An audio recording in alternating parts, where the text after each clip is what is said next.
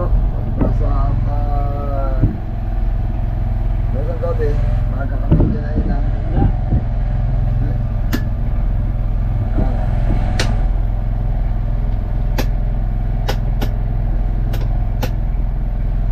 Agad talaga sige na ilo ngayon. Alas 12 pa lang. Baka mga amigo kumain.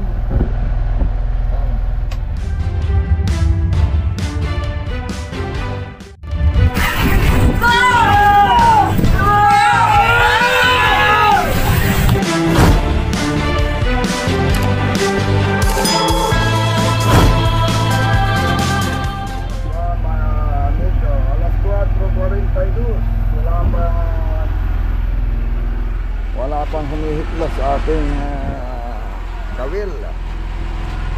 Ayun. Hindi natin alam kung kakainan pa tayo, pero basta't madilim may pag-asa pa yan mga amigo. Kahapon namonitod natin nakahuli ng ibang bangka. Ano daw malapit na magliwanag hindi natin naasahan yung marami yan, hanggang 4-5. Kaya pa yan pagkakain ganyang oras. Kung talaga namang ayaw niya nang kumain ng gabi, baka mag-a-adjust na sa araw. Hindi naman ganun. Minsan ganun mga amigo mag-a-adjust na sa araw yung kanin isda, kaya minsan ayaw na sa gabi. Baka magkapalit na sila sa araw naman. Pero kahapon hindi rin kami nakahuli dito. Sige lang at ganyan lang naman talaga. Pero sana sulibad pa.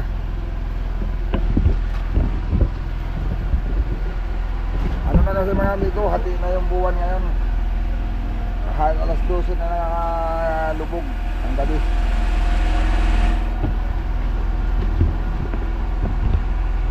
Nagahan ko pa naman ang pandar ngayon ng generator. Alas 12 pa nagpandar na kami.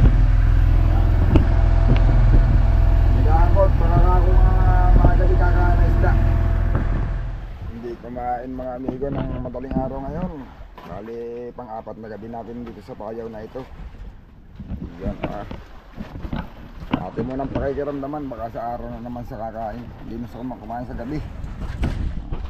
Hindi rin kami nakahuli ng araw dito. Hindi natin alam, baka na may kaya hindi na kumain ng gabi sa araw na naman natin. Pagka yung talagang nararamdamang mahina na tayo na dito, pwede hanap ulit tayo ng ibang payaw. Parang yung ating unang nakamonitor ay wala din nahanap daw naman ang bago, sabi niya. Ibig sabihin pagka ganun baka hindi rin nakahuli. Bagay maski ng mga nakaraang gabi, ilan lang ang nakakahuli ng bangka. Maswerte pa rin nga mga amigo na gabi-gabi kami dito nakakahuli. Ngayon lang kami hindi nakahuli ngayong gabing ito nakalipas. Ang isda, sige pakita, kahapon talon lang ng talon ng isda dito. May panahon talagang biglang natuman. Pagka ayaw na, hahanap tayo ng bago. Pero alat din muna ang pakiramdaman, baka naman nag-a-adjust lang siya. Sa araw na naman niya gustong kumain. Uy, ito pa lang yung huli kanina Kaplas. Dami pamahain mga amigo Kalata lang ang pusit, kadami. Ang problema, hindi nakahuli ng ayaw kumain ng pirit sibad na dapat yan. Ganda ng agos, malapit sa buya. Nandyan lang siguro ang isda sa ilalim. Hindi lang siguro kumain. Hindi siguro porcelada. Hindi porcelada. Baka nandyan, hindi lang porcelada sumibad. Kung walang isda na malaki sa ilalim, dapat yung pirit sibad na dapat kinakain sana kaagad yan pag-ariyat. Yung mga nakaraang araw ay ganyan kinakain kaagad. Baka mayroon nandyan na yung mga big tuna. Malinis ang bangka natin ngayon ba? Walang sisi. Walang natumubong mga puti-puti malinis, wala ding lumot. Isang linggo na tayo sa laot. Ibang klase nga yung mga amigo Hindi, Ikaw, walang isda ngayon. hindi lang dito na ang hindi kumain, pati yung pirit ayaw kumain. May lagnat kasi, walang isda ngayon. Anong nangyari ngayon sa isda? Yung una natin na monitor, wala din. Si B3. Yun, daming pinahihirapan pang ibang bangka mga amigo. Meron din namang mga nakakahuli. Kapatapat nga. Ayun, naglabas ng pirit. Yan o, kamawa na. Bakit ganun? O, pati pirit tumumal. Nandiyan naman sana o, hindi nga ka nakahuli sa undat. Wala. Kaya nga, pwede ko sabihin, hindi lang yung tunang hindi kumain, pati pirit, ayaw na. Ibang klase itong araw na to. Saan talaga ito? Uy! Oh, hindi, lagay mo lang dyan. Ayan mga amigo. Tao mo din sila. Oh. Yung lumba daw, grabe nakakapal kahit sa ang lugar. Dahil lahat ng bangkang ayan. Kahit alin bangka, may lumba. Kagabi meron din pala kami dito. Malalaki daw. Ang problema daw sa kanilang mga amigo na tayo, yung pain nila kinakain ng lumba. Kaya hindi makakahuli ng big tuna. At kinakain ng lumba. Hindi lang kami ang walang huli, yan o, halos lahat yan, wala. Biglang tuman ng isda. Gusto bagay ng mga nakaraang gabi ko mga amigo, wala din mga huli yan sila. Mabuti kami dito, nakahuli pa, 3 gabi kami dito may huli, sila wala talaga.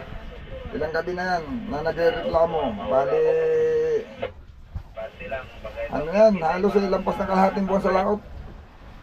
Hindi pa nakakauwi, gawa ng matumal. Maswerte pa rin naman at nakapuno kami ng 2 dugsungan. Marami pang yelo kaya malaki pa maaga sa maragdagan. Nandito ang isda, sige lang ang pakita. Kahapon ay yun. Hindi ko daw. Ayun, may isa pala sa kahapon daw. Nakahuli na 1 piraso. Oh. Hala, puro lumba daw nasilong sa ilaw.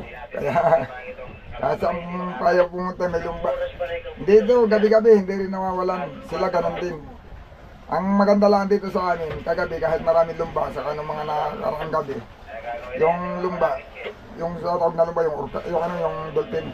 Hindi nangingialam ng pain namin. Kumbaga man ay maski kami mga riya, yung hindi kinakain. Eh sila kinakain yung kanila pain. Yun ang problema doon.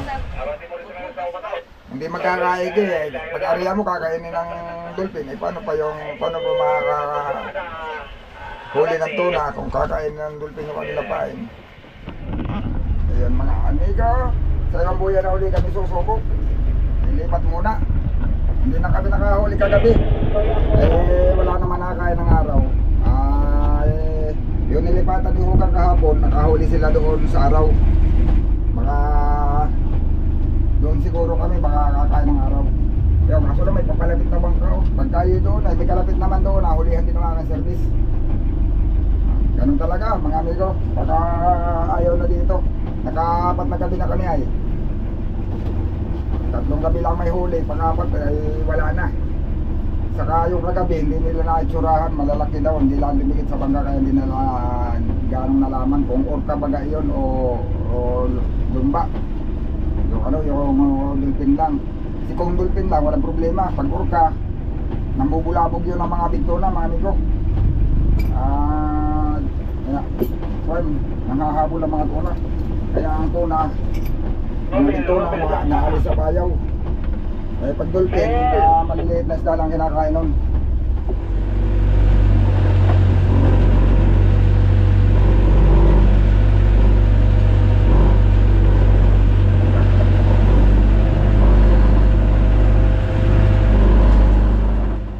Ayan mga amigo, gumabi na, 6:45 na ng gabi.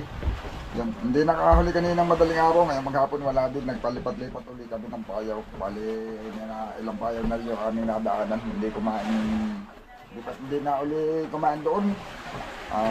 Sa aming pinahulihan, kagabi wala na, kaya ako naghunt na ng bago. At kagabi hindi lang nila mawari kung yun daw ay dolphin o orca. Kasi kung orca, ay piling nabulabog yung ligtuna kaya hindi kumain kagabi. Humanap ulit kami ng ibang area. Marating nga pala sa service mga amigo. Dumayo ay hindi pa nauwi. Awan na yung ba't yun nagpagabi ng maigi. Ayan. Hindi natin alam. Mali natin, pagka yun ay may dala, ibig sabihin may huli kami ngayon. Tama na ito. Ayan. Sige, malalaman lang natin sa susunod na video yan. Sana madaling araw makahuli ulit kami. Para madagdagan na malagyan na yung aming bodega na isda. Wala pang laman, hindi pa nalalamnan. Pero yung aming dalawang nasa pangibabaw, yung dugsong na styrofoam, may ano na, puno na mga amigo. Puno na. Kuha na lang. Pag nakahuli kami doon na, sa big box na, doon sa kuha namin sa bodega na sa gitna. Wala nang lamang yelo, naubos na.